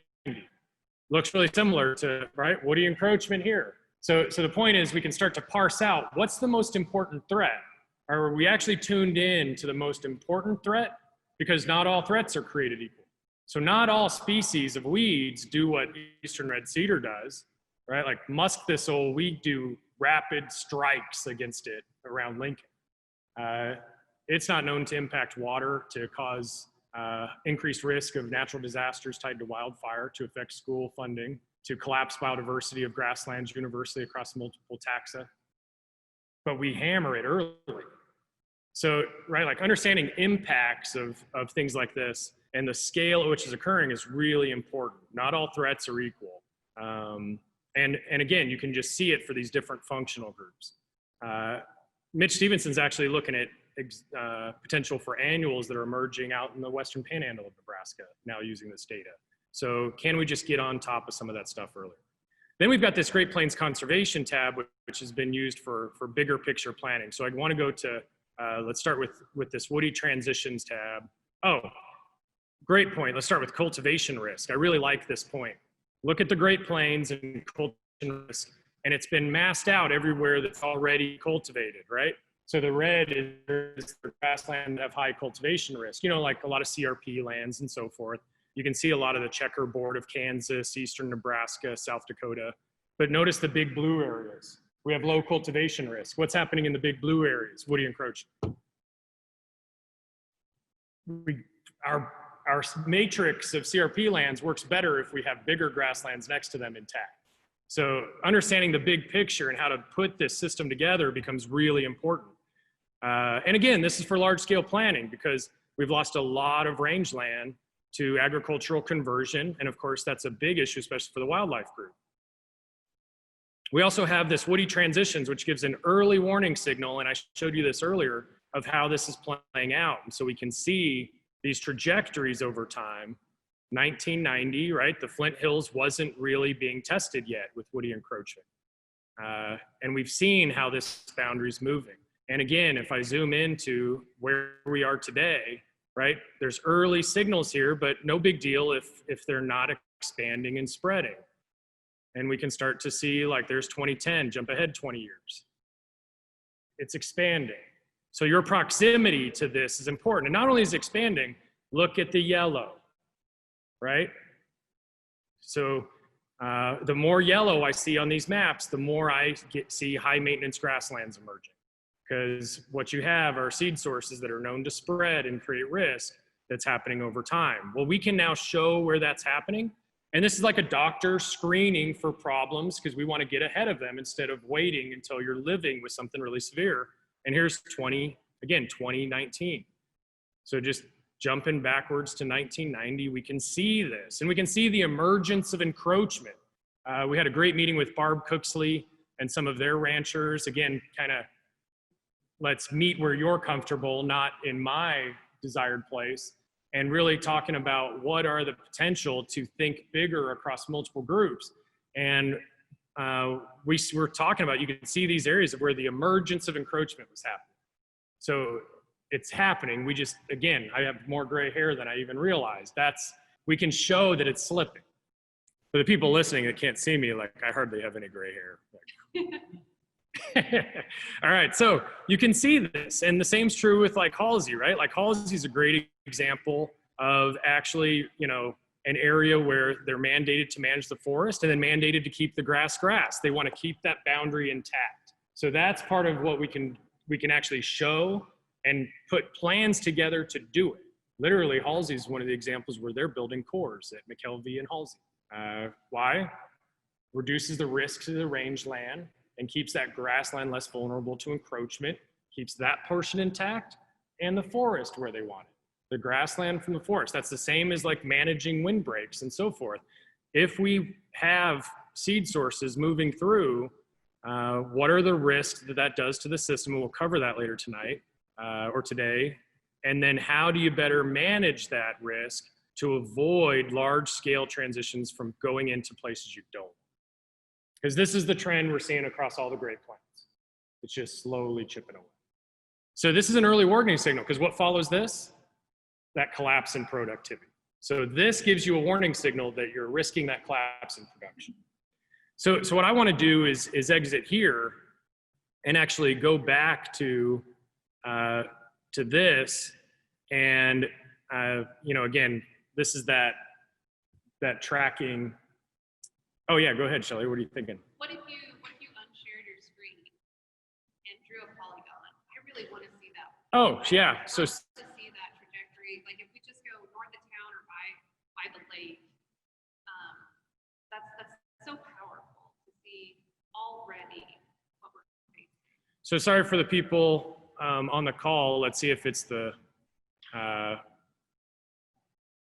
Let's see if I can see. It's got my screen all wonky on the projector conversion, but let's see if it's possible. If not, can you extend your screen instead of duplicating? Yeah, it's just not popping for us right now. I'll do that. We'll do an example of this offline just so people can see it. So I'll just unplug it and we can show it here. Dylan's got an iPad where people could actually do that themselves. It's just a conversion with the projector. It's Mac, sorry, Apple. So we'll show that, but it is great because you can see those trends and you can do it. It doesn't have to be me, right? So it's a great way of actually seeing these changes play out. So yeah, unfortunately, just that conversion stopping us. Let's go back here and I'll share again. What if we unhook your projector for a minute and you set up the polygon, then we can put the projector back. Oh, okay. Let's try that. Watch, it still won't work and it'll prove me to be a liar.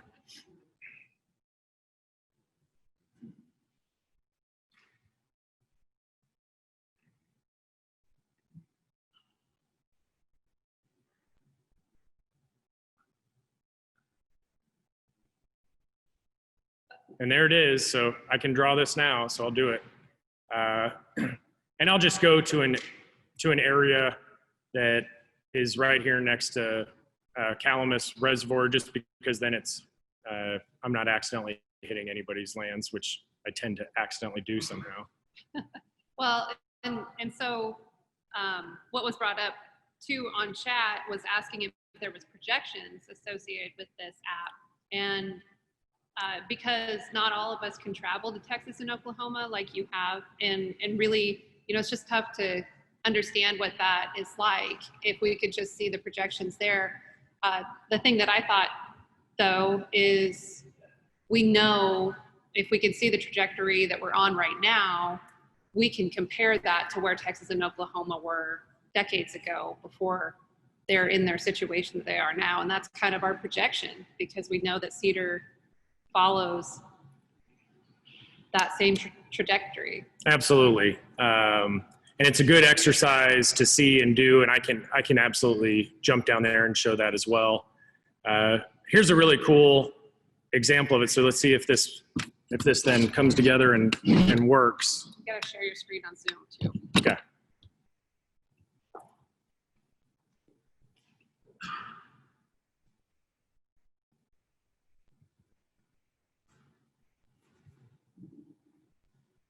So what we have here, I'm scared to minimize it, but so they're kind of just the way that it did that to us. But here is Calamus Reservoir. So I just did a random polygon, just purely random.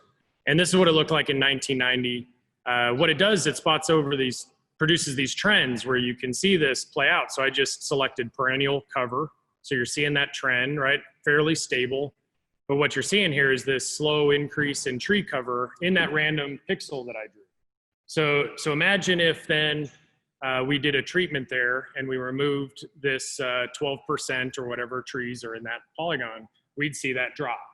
And it's likely, right? You're seeing just enough tree cover start. Again, this is pretty low, but notice that once it gets above that 10%, notice that we haven't gone back above 70% cover of perennials. Like it's starting to just dip, but it takes a while before you see the crash. It's got to build up more trees beyond just 10% to do that.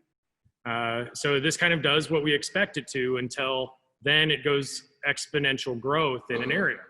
But we can just track management. We can track how this is moving in ways that maybe people don't see. And you can actually do this yourself like the weather. I mean, eventually this will be so easy. It's like, you know, you can track this and we should be able to monitor our rangelands just like we monitor weather.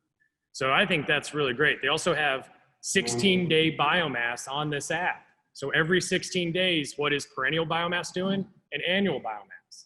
So it's just great. Like you can use that to help with grazing and other things. Like it's just great for planning. So I'm really excited about this really revolutionary approach. So unfortunately, let me unplug again because I've got to clear, I've got to clear that polygon for that to stop.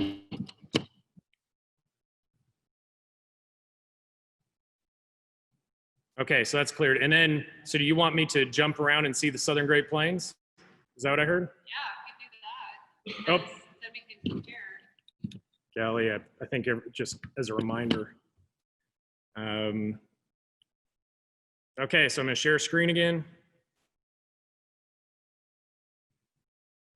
All this technical capacity, but you still have somebody up here that's only half competent, right? So. You're half and one half, right? So here's 2019. I'm just gonna show this again because I think it's important. 2019, 1990. This system's changed a lot, right? And of course, looking at this, there's 2019. You can see the boundaries of where woodies are winning over grass. And you can see like somewhere between 1990 and now, there was the early warning signals that would have popped. Again, we have the technology to warn how to get further ahead of this instead of just waiting. And the reason I show this is because I want you to see what, right? There's the warning signals and it advanced from there. But I'm just zooming out and let's go to the Southern Great Plains. And I spent a lot of time in Stillwater, Oklahoma, and that surrounding area. And so this is what it looked like in 1990. Looks familiar, right? Starts looking like 2019 for us. Like the plan in Oklahoma is to take the last grasslands that are left, and they're coming up with mantras like no tree left behind, because all that work that was done in Oklahoma, right? We have very few areas that don't experience pressure today. But there's Osage County, but you also see, right, the little vulnerability. These areas are core areas withstanding it, and that's because I was told people from Osage County moved out here and started creating new cores, so it's possible. Then you have the front that's coming. This is the Red Hills area and so forth. So you can just see how much that system's changed, and it's coming, right? If we go backwards again to 1990, looks really similar, right? So again, we're trying to get ahead of it in this state, and that's why coming together is important. Let me go to a different output, this categorical tree cover. So this is summarized to 500-meter layer. So every pixel now is an aggregate of woody cover at 500 meters. The reason we did that is because if you think of things like the scale of that is what we tended to cost share brush management at. So 50 acres, you know, that ballpark. So if you think of this as 50 acres, that's how we tended to treat the issue. We'll notice that there's a whole, not very much green. Everywhere green is less than 5% cover. Everywhere red is more than 5% cover. So I like to think of this with air quotes as, quote, treeless. Grasslands were treeless at large scales. That's why they were grasslands. We now have a whole lot of areas that have trees in them, and trees carry with them seed sources. And so you get a very different functioning grassland over time. But I also like this map because if you care about things like prairie chickens, they're sensitive to these cover levels at these scales. So where there's red, prairie chickens don't like this. So you can plan around thresholds that matter and manage for outcomes that matter. So I can look, I said this yesterday when we were meeting in Bloomfield, I can look at these data in here and I already know where the prairie chickens are. And Kyle from Pheasants Forever came up and he goes, "You're right." Right? Like we can see it because of this product showing me where they likely exist and are holding on here. But if I go back to 1990, look at how different it was, right? We had a lot more of treeless grasslands at large scales. Woody encroachment used to be more of a local issue. And you can see that in areas of Oklahoma too, and just understanding this. And we've got data tied to quail where they're avoiding really large scale woody areas associated with these kind of signals once it gets to higher levels of cover. And so again, I like this because we can actually do planning around things like prairie chickens. We have to create scales that matter because they're sensitive to this. Can you zoom in like the? Oh yeah, let me show you one example. The loop in Stark County when you're ready. Yep, great example. So let's go to 1990. Let me, there's Oklahoma City, there's Tulsa. So there's Stillwater, Oklahoma. So I like this kind of image, right? 1990, see all the red? So we often have thought of encroachment without spatial game planning, right? It's almost like seeds can just fly everywhere because birds fly a long way. And we'll show you some information this afternoon where most of the recruitment is really close to seed sources, which means it's manageable. But I also want you to think of this kind of, look at the green and think of what that's at, and then watch how this plays out over time. So I'll jump to 2005. What happens is these areas here, the greens just shrink. Everywhere I look in the Great Plains, we just lose grazable acres. We lose habitat, it's shrinking. So it's not like it's random patterns of loss. What we actually are seeing here take place, see that? Shrinkage. So our world is shrinking with grazing lands and those working lands and the wildlife that depend upon them. Everywhere I look, this is the same pattern. So it's not just random, it's happening where those cover levels exist, and it's moving in from there slowly over time. So let's go back up to Nebraska.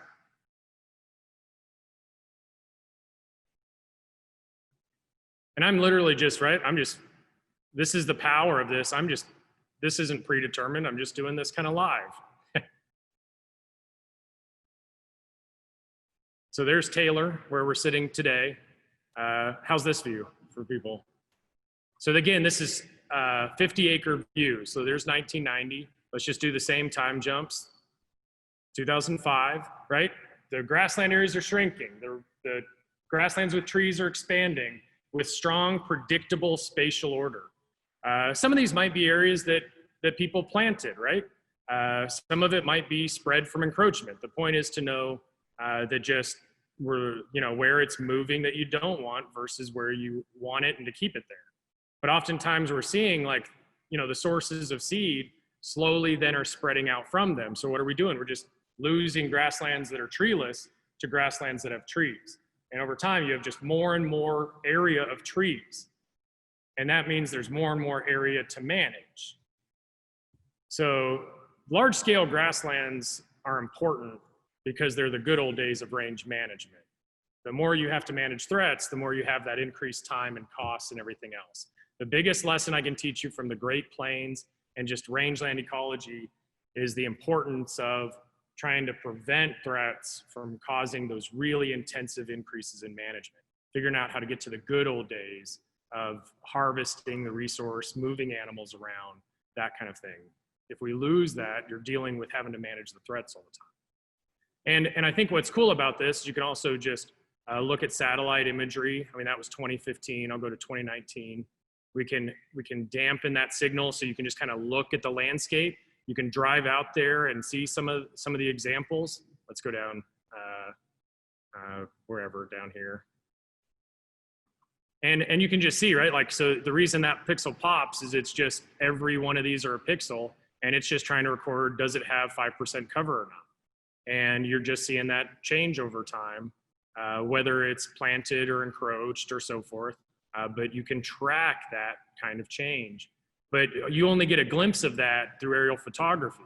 What this is showing is just, right, what happened in 1990 with all the aerial photography you don't have. But you can see, like, oh, right, that's encroachment. And you can understand through this by driving around or using your local knowledge combined with this kind of information. And just understanding the scale and scope of what we're really up against. But you can also track success, and that's what we've been doing. And I think those are things that we'll get into a little bit in terms of examples this afternoon, is actually showing, look, there are examples of how we can track success with this kind of information and what a group's doing that's winning these kind of battles. And ultimately, you're making decisions based on this kind of information, right? And the economics of encroachment, again, I walked through this north of Manhattan in the Flint Hills, but this is, you're talking about production that's being taken out of rangeland biomass where these happen over time. So just understanding that relationship and seeing how do I create, just like Scott said a little bit ago, a more holistic approach that really starts to tackle the pressures of woody encroachment and what's happening as part of what we're doing overall. It can't be ignored. So I think anybody can use this, anybody can play with it. What also I like is there will be support from groups like the NRCS, because this is a product that they've funded, they've helped produce with a team of scientists under the National Working Plans for Wildlife program. That group has a science team that I'm part of that developed it. And again, it'll be free every year, but they also have started to look at technical transfer and trainings so that people are able to walk through how to use this better. So this is a glimpse, but in the future, you know, especially with like agencies and so forth, we should have people that are highly competent of using this kind of information to support landowner, rancher decision-making and make this easier. But really, we have some landowners using this now. So any questions tied to this stuff? We have a couple minutes. If nobody does, it'd be cool to have Dylan come up before lunch and show some examples of how he's used it in the science to actually track some outcomes. Because, right, imagine without this, we were just saying, hey, we treated 60 acres and we spent this much money. Now we can actually see what impact we're having over time. So maybe we can have Dylan show a couple examples before lunch.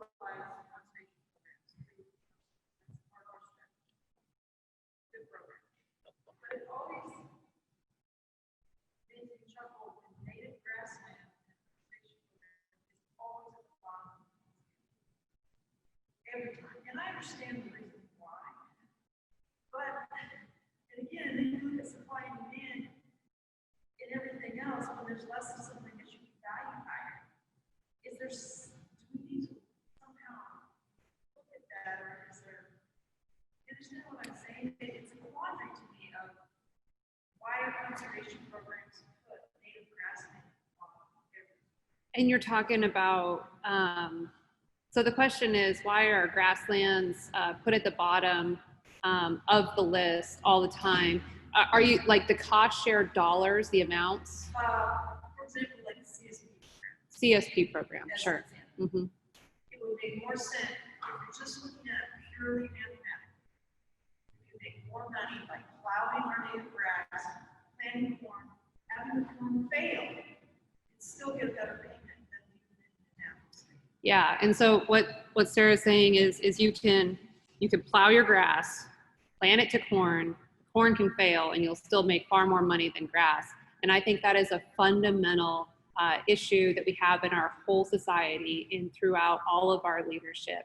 I think it is bigger and deeper than that. I think when you ask your kids to tell you about prairies, they're going to stumble along and probably not tell you too much, but if you ask them to explain a rainforest to you, they can explain it.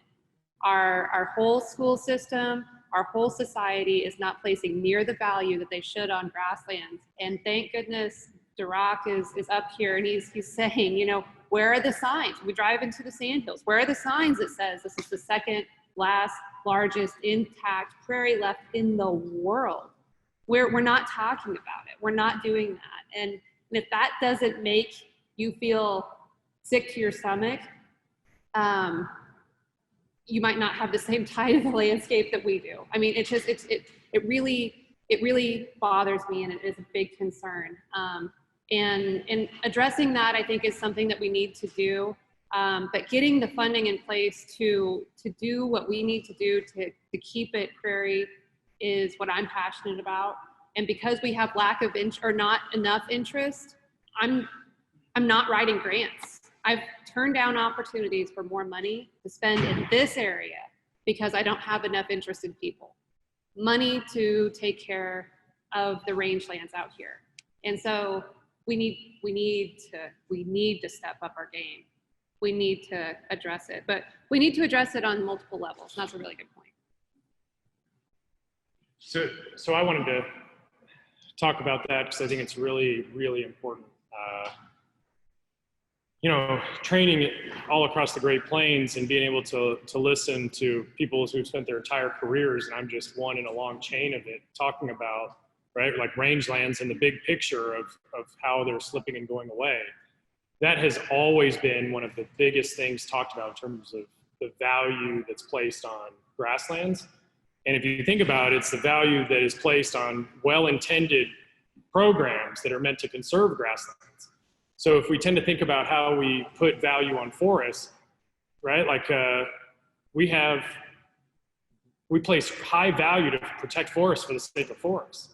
And we don't have that for grasslands. In fact, I've sat in rooms and used that Guardians of the Grasslands, and I said, here's the paper that I am frustratingly trying not to write. Guardians of the Grasslands, missing in action. Because we have no agency that's mandated to protect grasslands for the sake of them. We have wetlands, right? We have forests. We don't have grasslands, which means the only Guardians of Grasslands that truly exist is a cultural will of ranchers that said what you just said. And Russell Blue in Kansas telling me that a pound of forage was invaluable because it's an endangered commodity type. So we haven't placed that value on it. And it's one of the reasons as a scientist, just we are up there in the sidelines watching the sports team play. And I said, as a scientist, I can't do that with now what we have. I need to join the team. And I want to be the water boy or the offensive coordinator, right? Like, but put us on the team because we know that we have stuff to add to what you all are doing. But my science is built by learning from what you all are facing and not creating just generalities, like realistic context, so we can understand the differences that every rancher feels and the slight tweaks and intricacies that scientists often don't study. We can start to bring that forward. But I think, again, that unifying the system and moving that forward is important. It's also why I agreed to take an opportunity to serve as a science advisor for the USDA NRCS for the Great Plains region, is so that we could become more engaged, because we've got incredible agency support that I see in Nebraska and other states in the Great Plains. And I see this cultural willpower that exists based on what you're saying. And we've got scientists that need to join into that arena and use the capacity and industry too. We've never had industry this close to the forefront. The beef industry should be paying attention. It literally matters to their self-interest. We've never had them at the same pace as wildlife, because wildlife is more sensitive to encroachment than cows are, right? The cows are affected later with higher covers. Grassland birds leave earlier. So yeah, we need everybody at the table, and we need to create those kind of discussions. And we're going to talk about them later, of why looking at grasslands for the sake of grasslands makes sense. It's supported by the science. And I'm actually seeing for the first time national discussions on how to rethink how we incentivize grasslands. And that's not my arena, but the science is part of the discussion, and the landowners are part of that discussion, saying this is why it's important to us. And I think it's critical because we need to incentivize the culture that wants grasslands to stay that way. Yes, sir. Oh, great. Perfect. Ron will speak up during one thing. I've learned this is the second day. If there's food that's hot, he says, let's get after it. All right, cool. Awesome.